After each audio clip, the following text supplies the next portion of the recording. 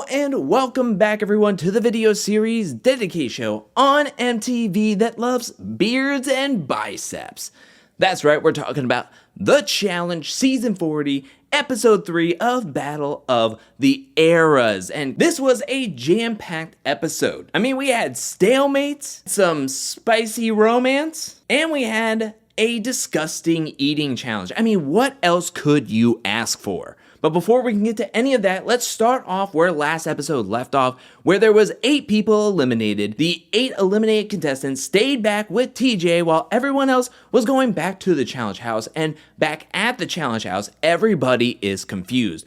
What is TJ up to? What twist is happening where the eliminated contestants get to stay back with TJ? Some other interesting news we hear is that Cara Maria says that the 2 loudest people that were helping her out in her elimination against Kellyanne was CT, no surprise, and Jordan. A little bit of a surprise. I guess we're gonna have to keep our eyes out to see if there is a link up between Cara and Jordan moving forward in this game. Horacio is a bit sad because Nerys has been eliminated. Michelle just tries to cheer him up, but I feel like it's driving Horacio more and more away from his own era. And then we have a conversation between Darrell and Aviv where they feel they can trust each other 100% in this game.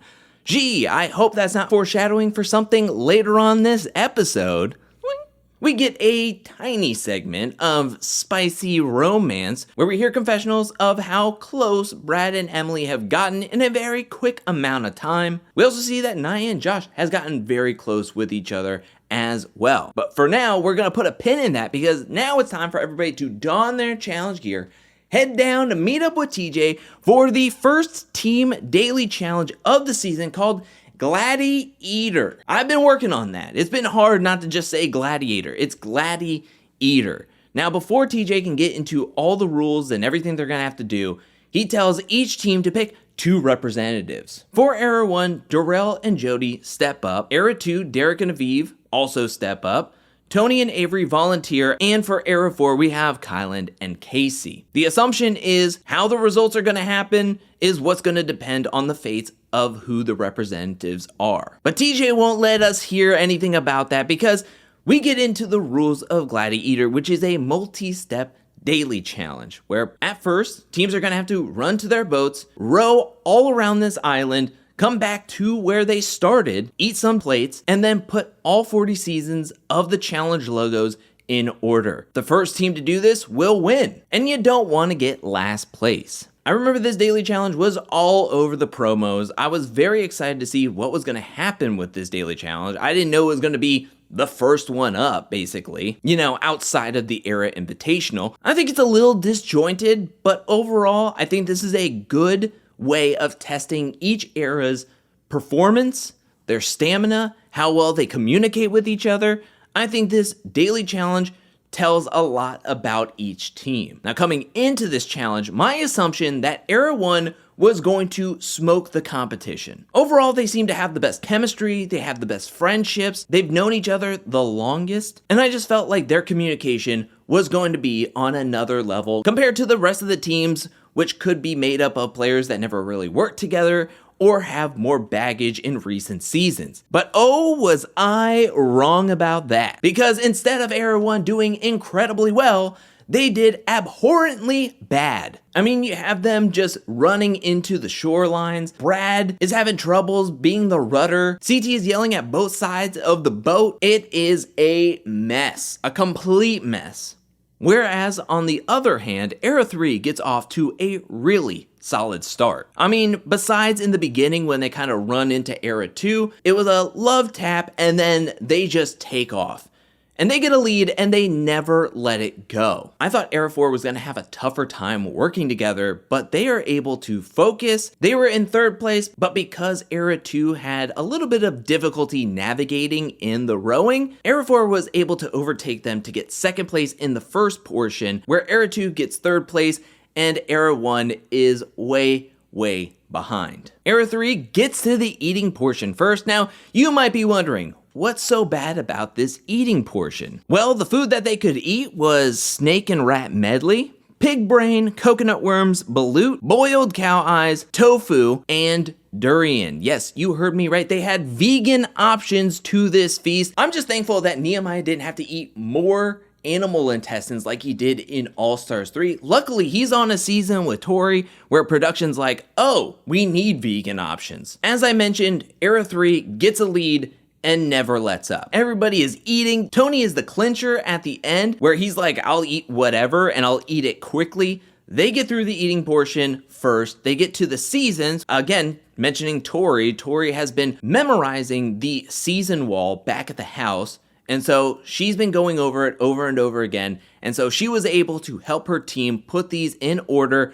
They get a check. They get a win. They are so dominant. I highly underestimated Era 3. Now, I'm not saying that I didn't think Era 3 could have done well. I just thought that with such big personalities, there was going to be some people that may have butted heads, maybe too many cooks in the kitchen. Lo and behold, they worked really, really well together. For second and third place, you have Era 4, Era 2, very neck and neck the entire time. But it was Era 2 that was able to get the edge on the eating and getting the seasons in order, so they were able to finish in second place. Era 4 finished in third place. Era 1 fell too far behind because even though they made up time in the eating portion, they only got through half of their season's order by the time Era 4 got the check and got third place. So it means Era 1 came in last place, and you probably guessed it because during the results, TJ says that last place, Era 1, the representatives will be going directly into the elimination. So Darrell and Jodi are going into the elimination, where the winning team, Era 3, their representatives of Tony and Averey,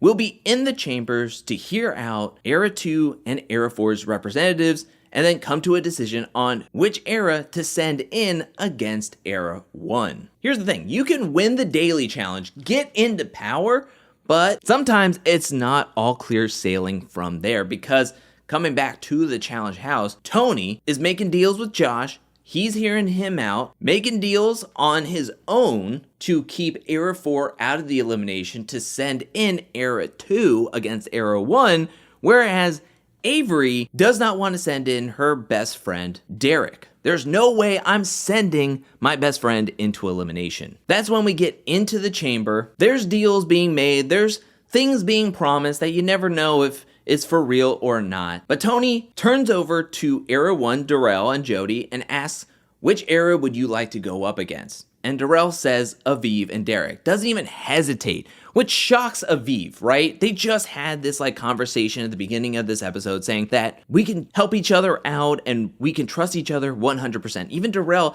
in the chamber portion has a confessional saying, I trust Aviv more than any other woman in this game. But looking at the matchups, Darrell feels way more confident going head-to-head with Derek than he does Kyland. I mean, Darrell faced Kyland in season 39 and did not win. Darrell's looking out for himself. I mean, we just got that in the previous episode where Derek volunteered saying that he owes Darrell something and that he's gonna bite the bullet and go into the elimination for him. And Darrell in the confessional's like, thanks, but I wouldn't do the same for you, you know? I gotta be here, I wanna win and do all this other stuff. For real, Darrell has always been that way, you know? He's always played the game that way, and that's how he's been able to become a 4-time challenge champion. The 3 other eras leave. Tony turns over to Averey and says, look, they wanna go up against them, I wanna send Era 2 in, let's do it. And Averey's like, I'm not gonna do it. And Tony says, well, if it comes down to it, I'm willing to go into the elimination. And Averey says,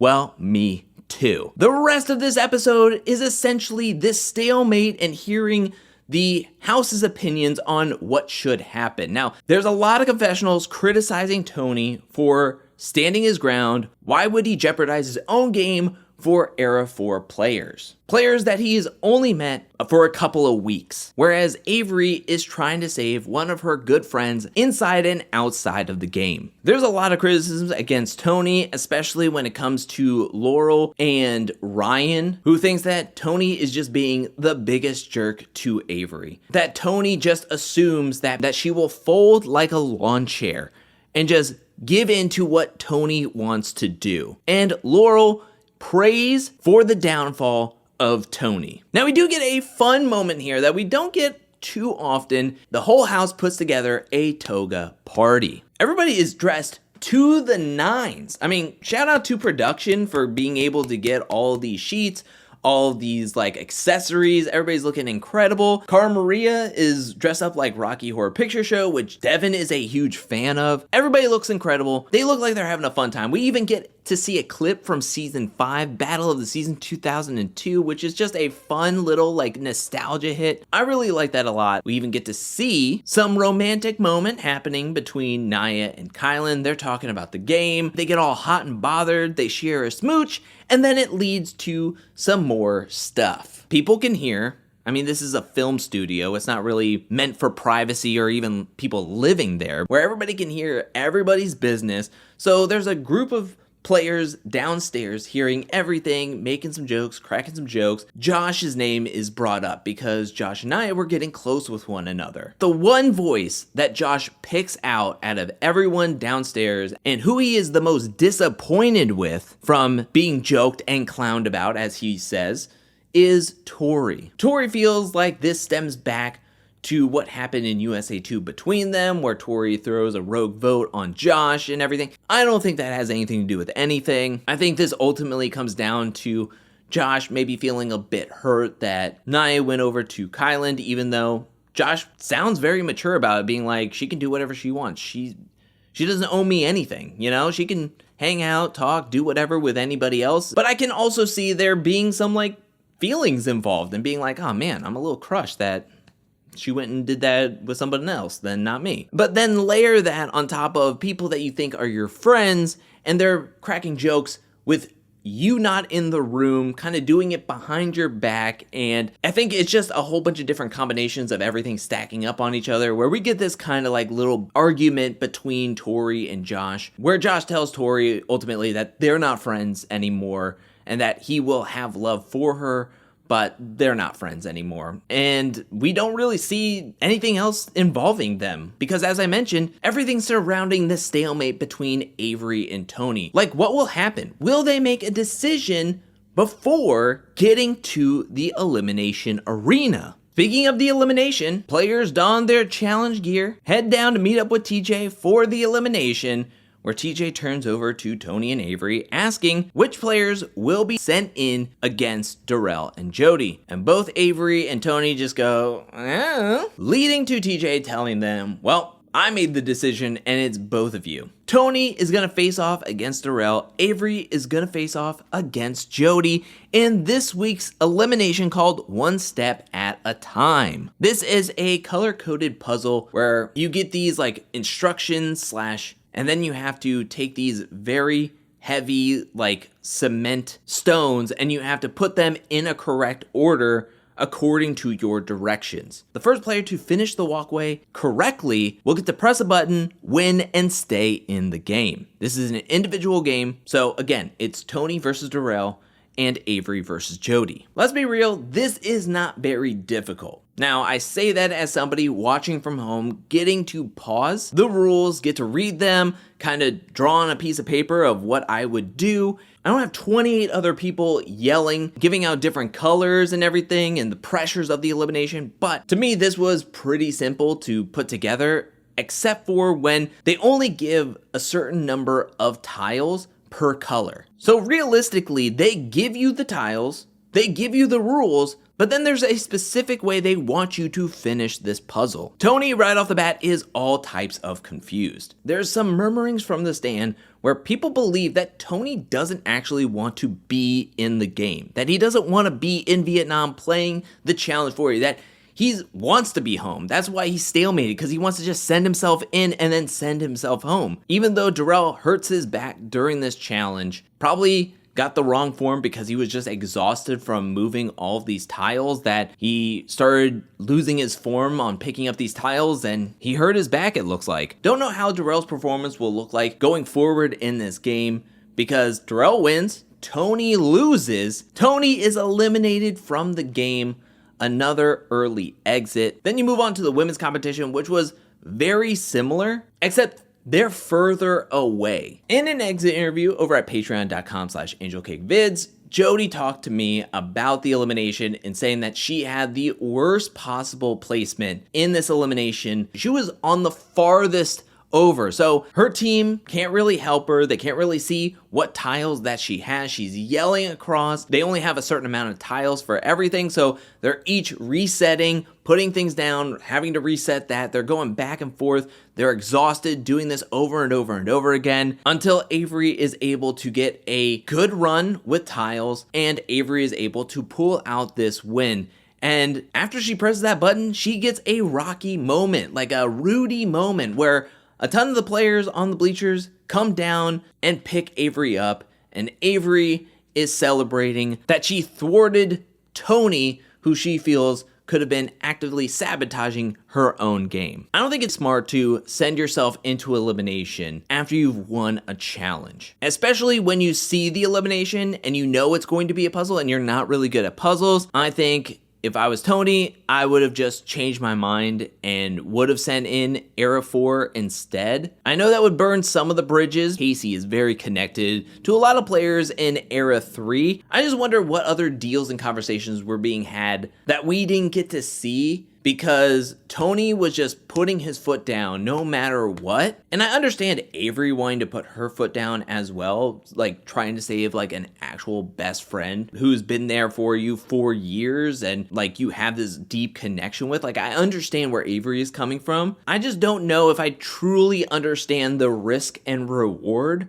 of Tony going to bat this hard this early in the game. At the end of the day, Jodi and Tony were eliminated from the game, and Darrell and Averey get to stay. With winning comes power, and TJ looks at Darrell and Averey and tells them that they're going to have to pick targets for each era. Darrell gets to pick one woman from each era to put a target on, and Averey will get to pick one man from each era to put a target on. These targets will act as the new way of representatives. So instead of the teams picking, whoever goes into the elimination will pick the targets for everybody. That era needs to win for their representatives to be safe and to have power. The era that loses, their representatives will be going directly into the elimination, and then we do the process that we saw in this episode. They go down the line, Darrell picks Anissa, and Averey picks Derek for Era 1 targets. Era 2, they go big, and I love it, because Darrell picks Laurel and Averey picks Bananas, swinging for the fences. Lucky for Averey, Jordan decides to volunteer himself to take the target, and then Darrell picks Naya. And finally, for Era 4, Darrell picks Jenny on the basis that he just met her recently, and Averey picks Horacio. These 7 players are heavy hitters, and any one of these 2 eras going up against each other is going to make for an incredible elimination matchup. I am going to bet you right now there will not be a stalemate next episode. There's just no way. No matter who loses and who wins, there's going to be a consensus on who to send in, because nobody wants to face each other in these matchups. I am so excited for next week with the way these targets are set up. Oh my gosh, this is going to be nuts. I'm so excited. This episode was pretty decent. I thought the daily challenge was really solid. I thought the drama was interesting. I thought that the way it unfolded was pretty entertaining. The storytelling was on point. We got some spicy moments. We got some fun moments with the Toga party. I mean, we really got everything in this episode. This season, I think, is starting out with a real bang. I love it. I love this episode, but I turn it over to you. What do you think about this episode? Please let me know down in the comments section below. What do you think about the daily challenge called Gladieater? What do you think about the strategy between Tony and Averey? Looking back on it, do you understand why Tony decided to stand his ground and go into the elimination? Or do you feel like he should have just decided to go with whatever he wanted to do and then preserve his game and move forward at least for another week? What do you think about the eliminations one step at a time? And what do you think about Jodi and Tony going home this early? Are you sad to see them go? And what do you think about the elimination winners being able to pick targets of the other team? Do you think that that is a good format, a good twist? Let me know anything and everything down in the comments section below. And now I want to give a special shout out thank you to everyone who supports me over at patreon.com/angelcakevids. Thank you for your support. Thank you for your generosity. Thank you. And thank you to everyone who's watching this video up to this point. I'll be back really soon with more Challenge 40 content, more challenge content, more content in general. But until then, peace.